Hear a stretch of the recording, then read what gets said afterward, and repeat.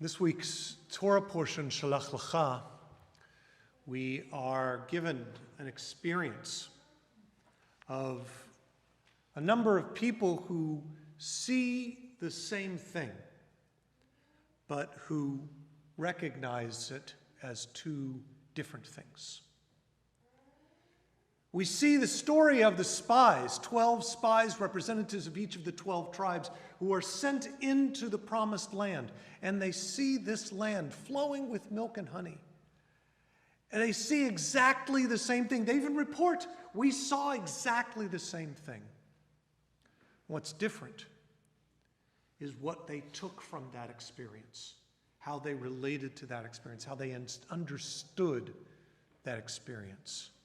10 of the spies reported that the land was great, it was wonderful, but it also contained enormously powerful enemies that would give us no chance in that land.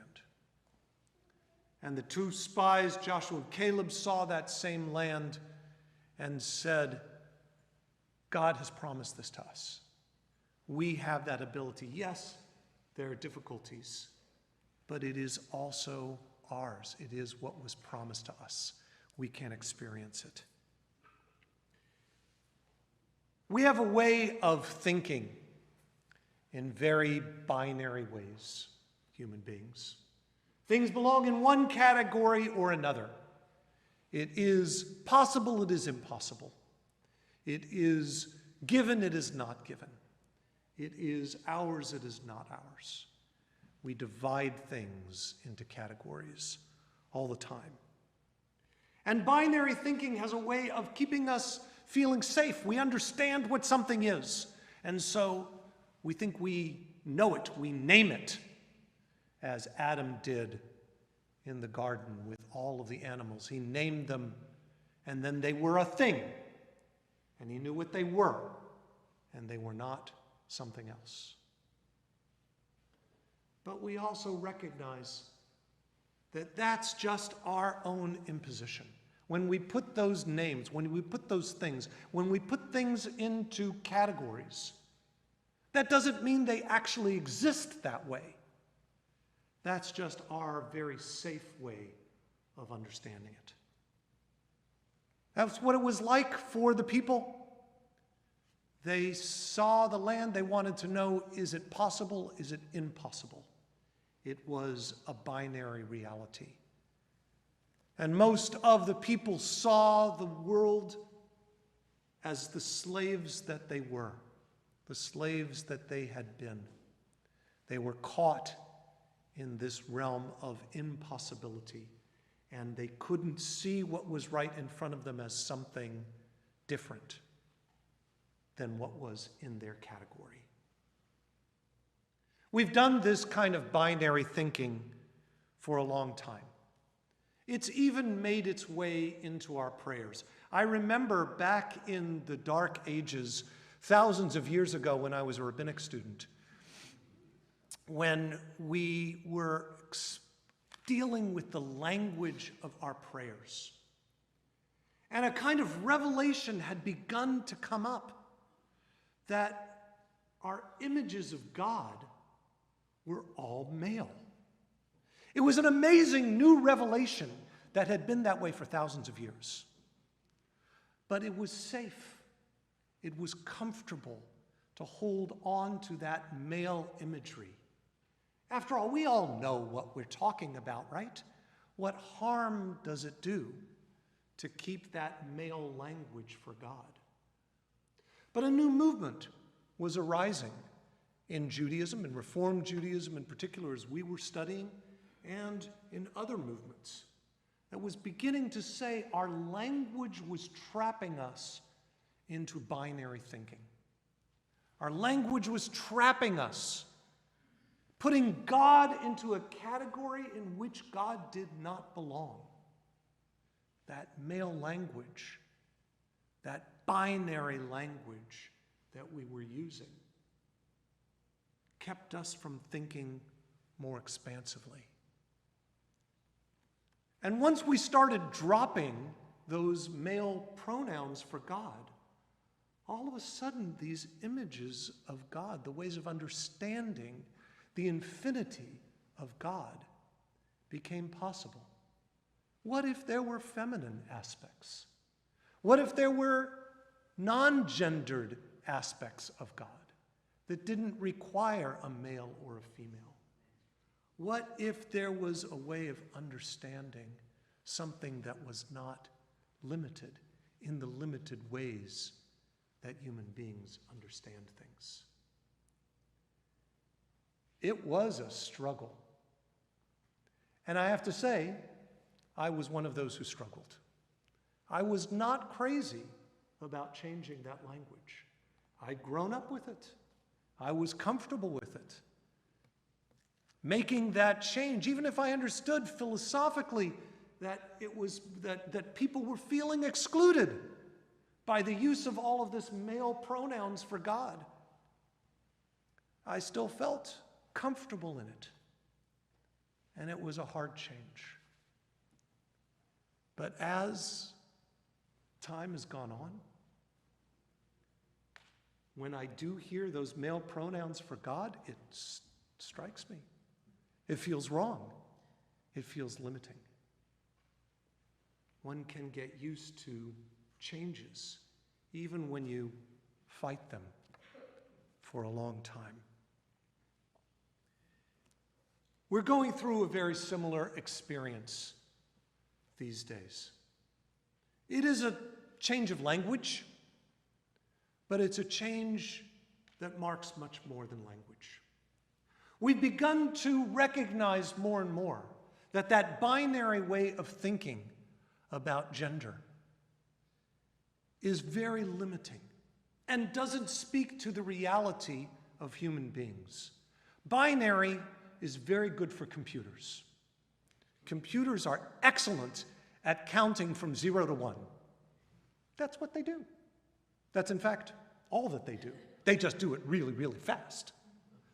But the world, we've created a digitized world because it's made it easier for our instruments.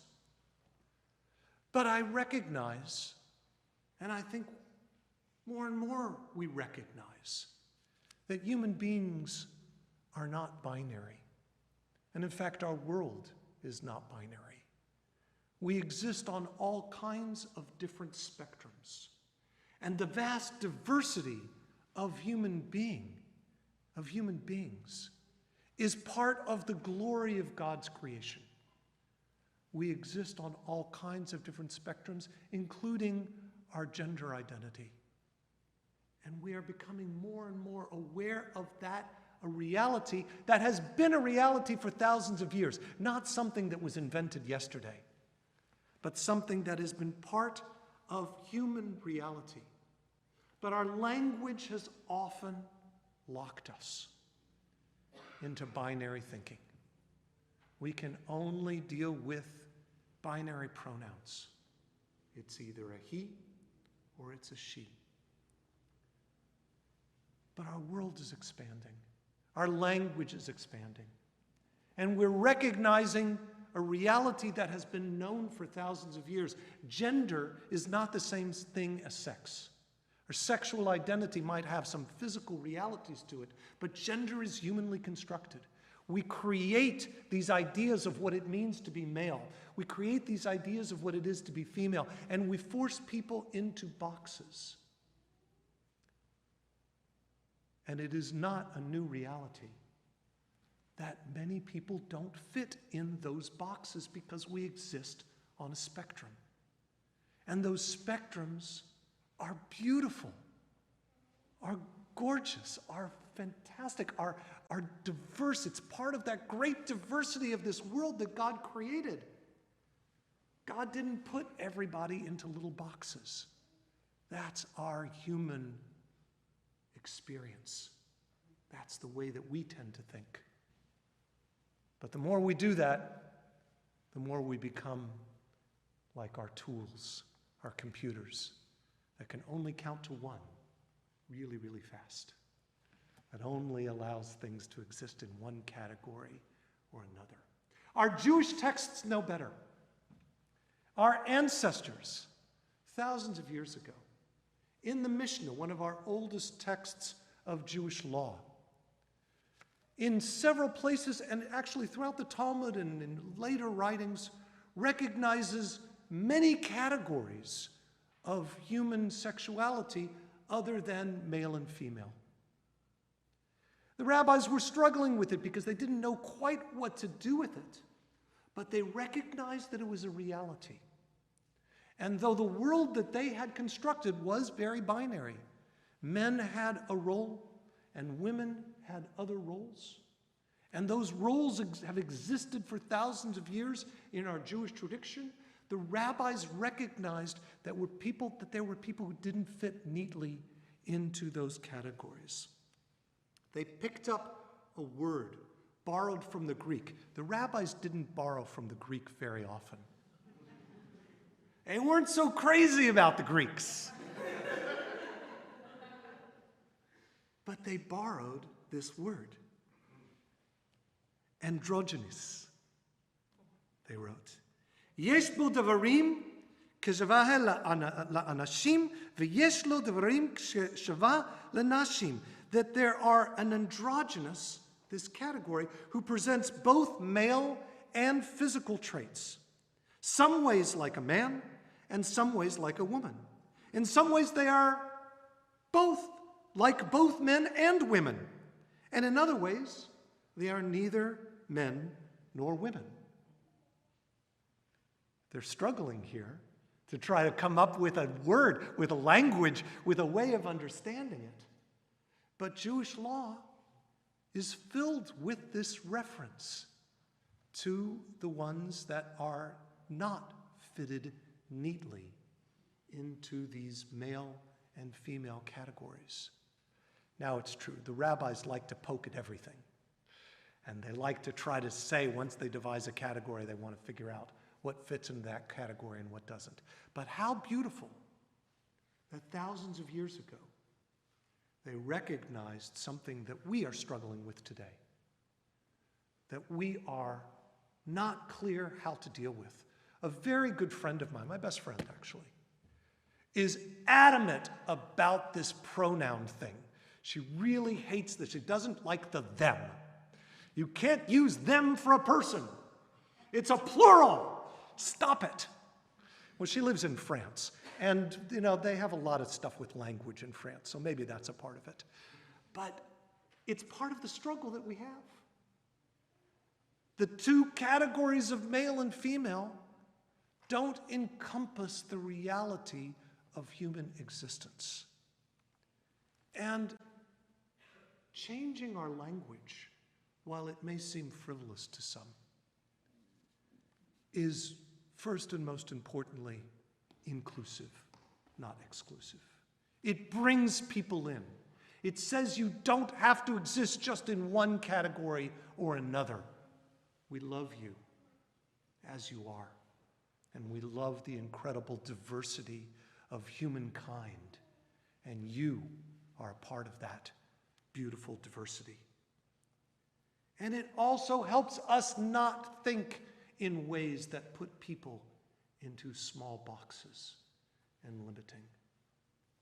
Yes, we've known that this has been a reality of human existence for as long as human beings have been in existence, that there are people who've been on the spectrum in many different ways of sexual identity and gender identity.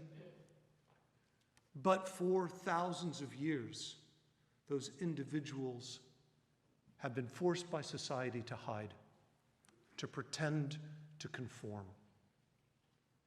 And that forced conformity has created so much difficulty, so much pain, so many problems in people's lives. And the reality is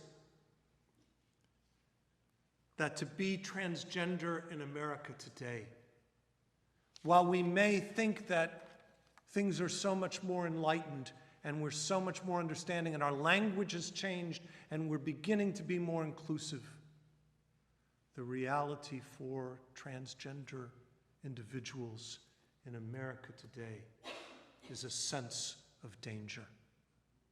It's a sense of always looking. I see it. I've seen that. I've seen the glances. I've seen the way one holds oneself when you meet someone new and unclear about what it is that they think about you, what category, what box are they putting you in? Are you in physical danger?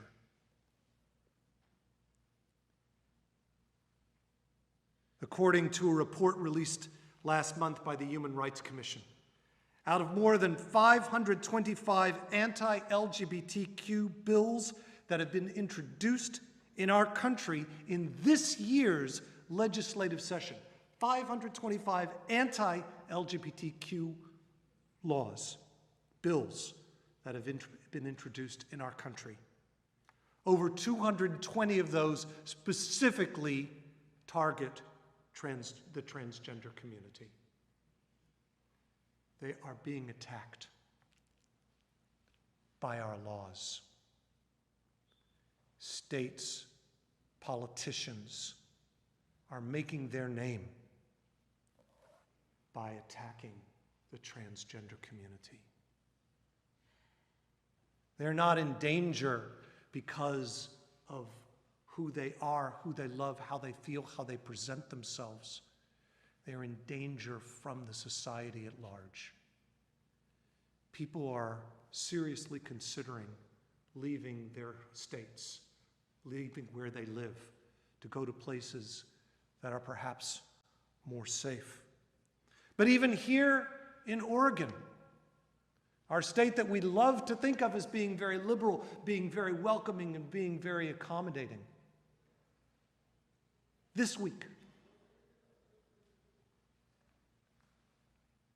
our legislature, which had introduced bills to protect the transgender community, as well as protecting reproductive rights, gave away some of those protections that would have been put into the law in order to make a deal with Republicans who have walked out of their job. These protections that should be a part of our Constitution, that should be a part of who we are, that should be a part of who we are as a state, that say, we know you, we love you, we see you, we are together, we are all part of a community. It's not us and them, it is not one side and another, it is we. And those protections should be afforded to everyone.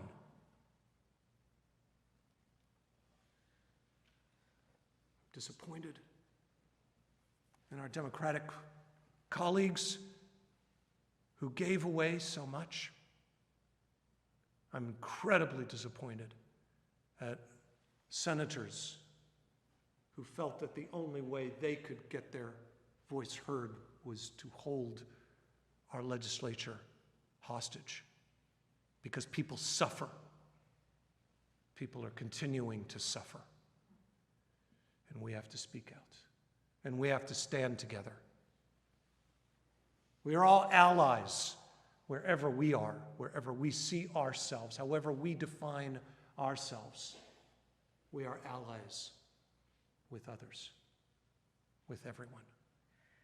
This is Pride Month, a time in which we are talking about the inclusivity of our incredibly beautiful and diverse community, a rainbow color. I love that the rainbow flag is the image. I love that all of those colors of this beautiful, beautiful world, is the image of what pride is. We can all see ourselves in a color. We can all see ourselves standing together as allies. And we have to recognize the pain of those who are being targeted for political purposes. We have to recognize that we stand together. If we are going to speak about pride, we have to speak about the pride of the trans community. We have to speak about their specific issues and realities. And we have to bring ourselves out of the binary thinking that we have become so accustomed to. It's not easy. Changing our language and changing our thinking is not simple. But we've done it before, and we will do it again. We've been at this for thousands of years, and we'll be at this for thousands of years. And our understandings will continue to change. Our congregation, as you probably saw in a recent email, has started up a new community of inclusion, diversity, and we're going to be continuing to talk about those issues. We're going to be continuing to look at things that are perceived as barriers to inclusion. We're going to try to get ourselves out of a mindset that we've had for hundreds or thousands or however many years, and to think more inclusively and make sure that our community is always beautiful and diverse and creative and accepting and welcoming and joining together and lifting our voices in song together. How beautiful it is. Our Torah portion brought the people to a place where they almost were ready to enter the promised land. They would have arrived there immediately. But they were slavish to old ways of thinking. They couldn't get themselves out of their boxes and seeing the world in the way that they had decided to see the world. The promised land requires more expansive thinking. May we open our eyes, may we open our hearts, may we open our language, may we create together the beautiful and diverse and celebrated world where all can have pride. Amen. We're going to finish with a song that's not in your prayer book, but we've done it quite often. Olam Chesed Yibaneh. It was written by Rabbi Menachem Creditor, and it's very fitting for this Pride Month. I will build this world from love. So we'll start with the Hebrew. Olam Chesed Yibaneh, Yalalai, Lalai, Yalalai, Lalai. Those are the only Hebrew words. Olam Chesed Yibaneh, Yalalai, Lalai, Yalalai, Lalai. Olam Chesed Yibaneh, Yalalai, Lalai, Yalalai, Lalai. Olam Chesed Yibaneh, Yalalai, Lalai, Yalalai, Lalai.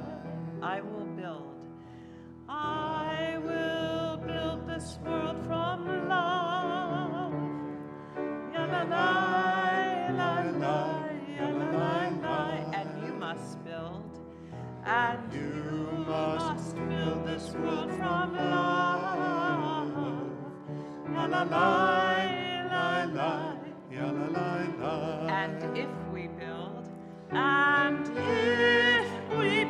this world from love, yalalai, lalai, yalalai, lalai, then God will build. Then God will build this world from love. Yalalai, lalai, yalalai, lalai. Eloheinu v'Elohei avotenu v'imotenu, God of our ancestors and God of our descendants, you have created us in so many different ways, so many different understandings, so many different experiences. You love diversity, and as we love you, we love the diversity of humankind. Help us to get out of our binary way of thinking and lead us to our language and our experience and our love of all of the beautiful diversity that is around us. May we build together a world that is filled with love. Adonai oz lemo yitain, Adonai varech et amo v'shalom. Oh God, give strength to our people. Oh God, bless us all with peace. Amen. Shabbat shalom. Shabbat shalom.